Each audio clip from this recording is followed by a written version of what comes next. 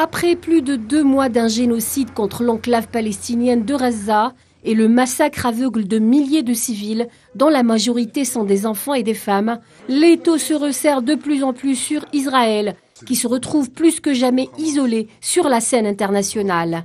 Même le président américain Joe Biden, soutien indéfectible de l'entité sioniste, a fini par reconnaître qu'il n'était plus possible de poursuivre ces massacres arbitraires. Cette guerre menée depuis le 7 octobre contre Gaza, que beaucoup assimilent à un holocauste de par sa violence et son caractère d'épuration ethnique, est principalement appuyée depuis le début par les États-Unis, dont les armes, notamment les bombes, ont été utilisées pour tuer des milliers d'innocents. Ce qui met Washington dans de sales draps, car l'isolement international d'Israël fera automatiquement effet boule de neige et mènera forcément à l'isolement des États-Unis.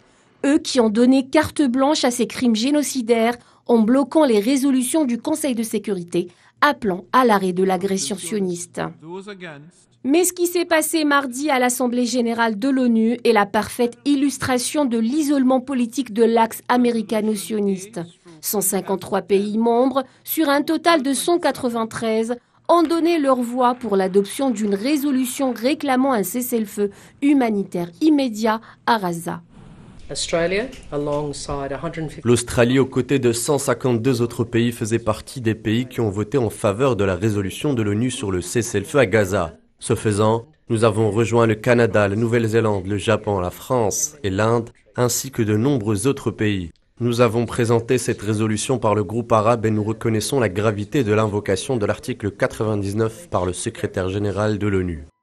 Si depuis le début de cette guerre génocidaire, l'Occident a refusé de voir la réalité en face en adoptant la politique de l'autruche, en revanche, l'opinion publique internationale a réussi à inverser la donne en mettant en avant la justesse de la cause palestinienne, en dévoilant le caractère criminel de l'entité sioniste, ce qui a contraint les dirigeants à admettre le caractère génocidaire de cette guerre contre Gaza, isolant de plus en plus les États-Unis dans leur soutien à Israël.